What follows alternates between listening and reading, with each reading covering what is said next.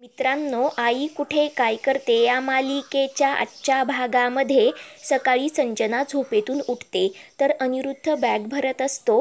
ते पाहून संजनाला धक्काच बसतो. तेव्हा तिला अरुंधतीचे बोलणे आठवतात की अनिरुद्ध तुझ्यापासून दूर गेलेत, आता एकही माणूस तुझ्यासोबत नाही. तर संजना अनिरुद्धला तू एवढ्या सकाळी कुठे निघालास असं विचारते. तेव्हा अनिरुद्ध, दिल्लीच्या ज्या कंपनीत मी जात होतो तिथे माझं काम होईल असं वाटत आहे. आज त्या कंपनीच्या MD सोबत माझी मीटिंग आहे असं संजनाला सांगतो. ते ऐकून संजना खूपच खुश होते. तर अनिरुद्ध संजनाला सांगतो, मी आयुष्यभर जॉब करणार नाही, अजून फक्त काही वर्ष, नंतर मी घरीच असणार आहे. त्यावर संजना, तेव्हा आपली मानसिक तयारी राहील. जॉबलेस असल्याचा आत्ता तुलाही त्रास होत आहे ना असं बोलते. तेव्हा अनिरुद्ध, माझ्यापेक्षा जास्त तुला होत आहे म्हणून चिडतो. तर तेव्हा संजना नाटक करत अनिरुद्धला मिठी मारते व त्याची माफी मागत, माझं खरंच तुझ्यावर खूप प्रेम आहे, तू आनंदात राहावं असंच मला वाटतं म्हणून सांगते.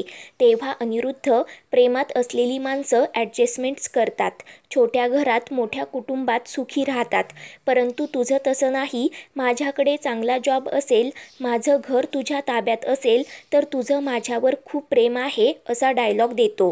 तेव्हा संजना, मी हे सर्व आपल्यासाठी केलं, अरुंधती इथे राहत नसताना सुद्धा हे घर तिच्या नावावर होतं असं बोलते. त्यावर अनिरुद्ध चिडून, आपल्यासाठी नाही तर सर्व काही तू स्वतःसाठीच केलं, तुला जे हवं होतं ते तू केलंस ना, आता मला जे हवं आहे ते मी करणार. मी आपले डिवोर्स पेपर तयार करून घेतो, मला नाही वाटत आपण जास्त दिवस एकत्र राहू शकतो, तू माझा विश्वासघात केलास असं बोलतो. तेव्हा ते ऐकून संजना धक्क्याने, जेव्हा तू अरुंधतीचा विश्वासघात केलास तेव्हा तिने तुझ्यासोबत राहावं असंच तुला वाटत होतं ना असा प्रश्न करते. तेव्हा अनिरुद्ध सांगतो, अरुंधती आणि माझ्यामध्ये अख्खी फॅमिली आहे, माझी मुलं आहेत, परंतु आपल्यामध्ये असं काहीच नाही ज्यामुळे आपण एकत्र राहणं गरजेचं आहे.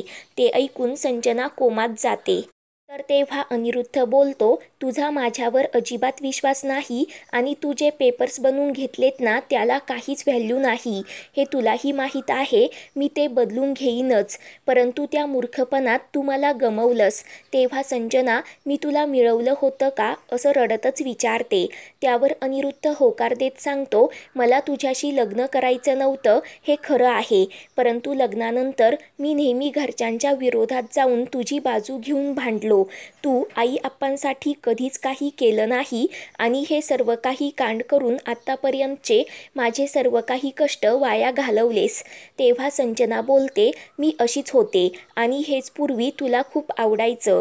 तेव्हा अनिरुद्ध बोलतो, अफेअरमधली माणसं आणि नवरा बायको वेगळे असतात, तू या अनुभवातून गेली आहेस, मला वाटलं होतं तुला ते कळलं असेल, मला वाटलं होतं माझ्या प्रेमाच्या खातर तू स्वतःला बदलशील, परंतु तुला बदलायचंच नाही, परंतु लोकांनी तुझ्यासाठी बदलावं असं तुला वाटतं, परंतु ते शक्य नाही. मला वाटलं होतं त्याहूनही तू स्वार्थी निघालीस. आता मला तुझ्याबद्दल अजिबात रिस्पेक्ट राहिलेला नाही. मी लवकरात लवकर डिवोर्स पेपर तयार करून घेतो असं बोलून अनिरुद्ध निघून जातो. तेव्हा संजना विचार करते, माझ्या एका चुकीमुळे तू मला सोडायला निघालास, मी इतकी वर्ष तुझ्यासोबत राहिले, तुला अरुंधतीपासून सुटका हवी होती, ती तुला मिळून दिली. मी असं होऊ देणार नाही, कारण मी तुझ्या प्रेमात सगळं गमवलं आहे. आता तूच मला सोडून गेलास तर मी काय करू. तेव्हा तिला अरुंधतीचे सर्व काही बोलणे आठवतात. तर संजना खूप रडू लागते. तर दुसरीकडे अरुंधती आशुतोषला, एवढ्या लवकर गाणं रेकॉर्ड करावं लागेल असं मला वाटलं नव्हतं आणि तुम्ही माझ्यासोबत येताल का असं विचारते. तर आशुतोष नकार देत, तुझी तू जा असं बोलतो आणि कांचनताईंचा वाढदिवस कसा झाला असं विचारतो.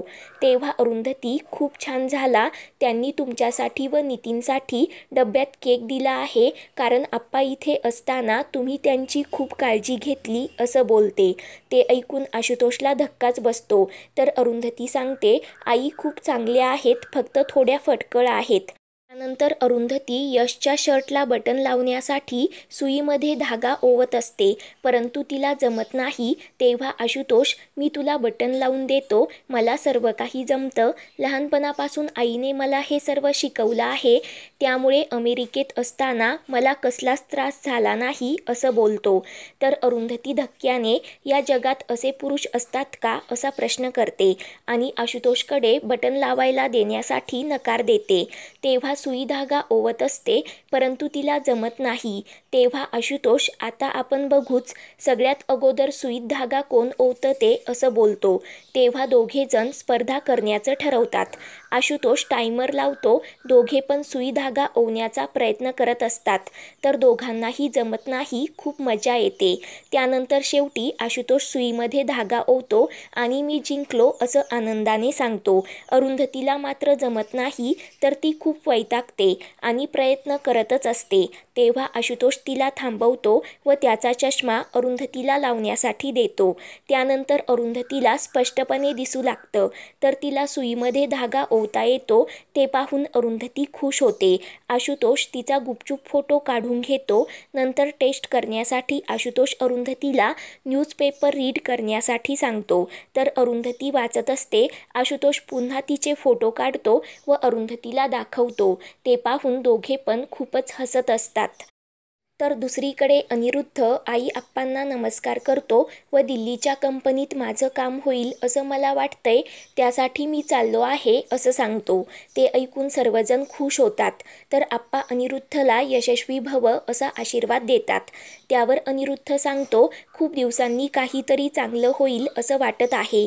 सर्वजण अनिरुद्धला ऑल द बेस्ट देतात. तेवढ्यात संजना तिथे येते.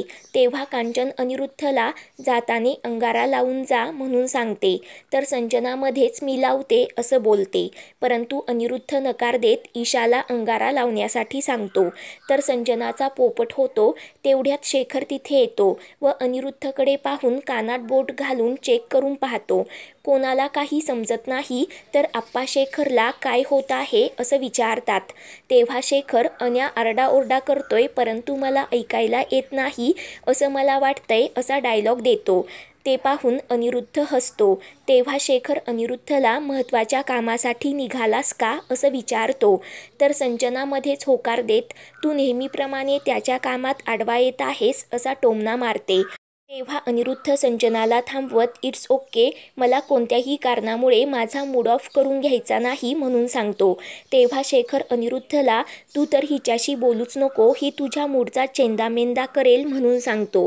तेव्हा संजना शेखरला विचारते, का सारखा माझ्या सासरी येतो व माझ्या माणसांना त्रास देतोस.